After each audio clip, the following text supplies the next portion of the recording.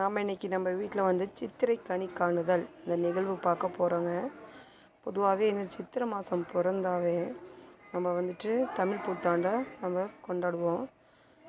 தமிழ் புத்தாண்டுக்கு முந்தின நாள் சாயந்தரம் அந்த நைட்டு பார்த்திங்கன்னா ஒரு 6 மணிக்கு மேலே நம்ம வந்துட்டு சித்திரை கனி காணுதலுக்காக ஒரு தாம்பூலத்தில் பார்த்திங்கன்னா நம்ம வந்துட்டு பலா, வாழை அப்படின்னு என்னென்ன பழங்கள் இருக்கோ நீங்கள் வச்சுக்கலாம். என்கிட்ட மாம்பழம், வாழைப்பழம், பலாப்பழம் இருக்குது. அதை வச்சு தான் நான் இப்போ கும்பிட்றதுக்கு ஏற்பாடு பண்ணுறேங்க. நான் மாம்பழம் வச்சுட்டேன். அதுக்கப்புறம் பலாப்பழம் வச்சுக்கலாங்க.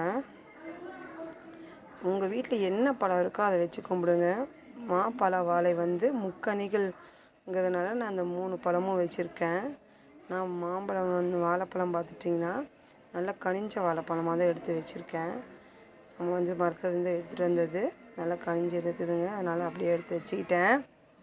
இப்போ 3 பழமே பார்த்திங்கன்னா வச்சுட்டோம். ஒவ்வொருத்தர் வந்துட்டு வாழைப்பழம், கொய்யாப்பழம், சப்போட்டா, ஆரஞ்சு அப்படி வைப்பாங்க. நம்ம என்ன பழம் இருந்தோ நம்மக்கிட்ட எதாவது இல்லைன்னு கவலைப்படாதீங்க, இருக்கிறத வச்சு கும்பிடலாம்.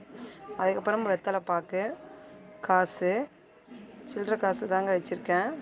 அதுக்கப்புறம் பார்த்திங்கன்னா மஞ்சள், குங்குமம், பூவு இதெல்லாமே வச்சு கும்பிட போகிறோம். மஞ்சள், குங்குமம், எலுமிச்சம்பழம் வச்சுருக்கேங்க.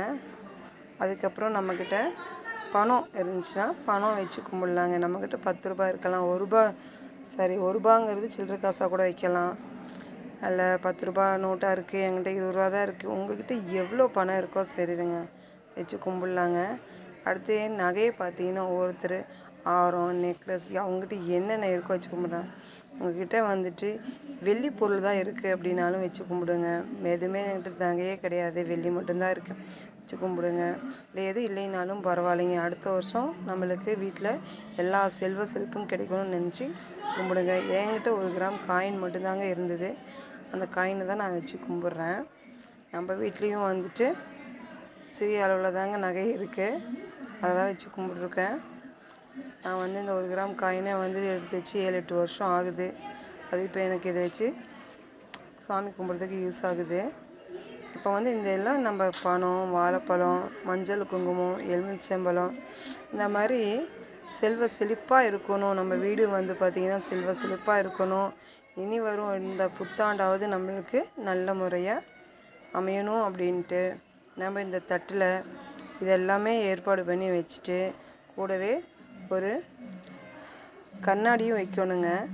வச்சுட்டு நம்ம படுத்துருக்கக்கூடிய அந்த அறையிலே சாமி ரூமில் வைக்கணும் இல்லைங்க, நம்ம படுத்துக்கூடிய அறையிலேயே ஒரு டேபிள் போட்டு கூட நீங்கள் வச்சுட்டு நம்ம வந்துட்டு காலையில் தூங்கி எந்திரிச்ச உடனே நம்ம இந்த தட்டில் தாங்க, இந்த கண்ணாடியில் தான் வந்து முழிக்கணும். இதை தான் பார்க்கணும்.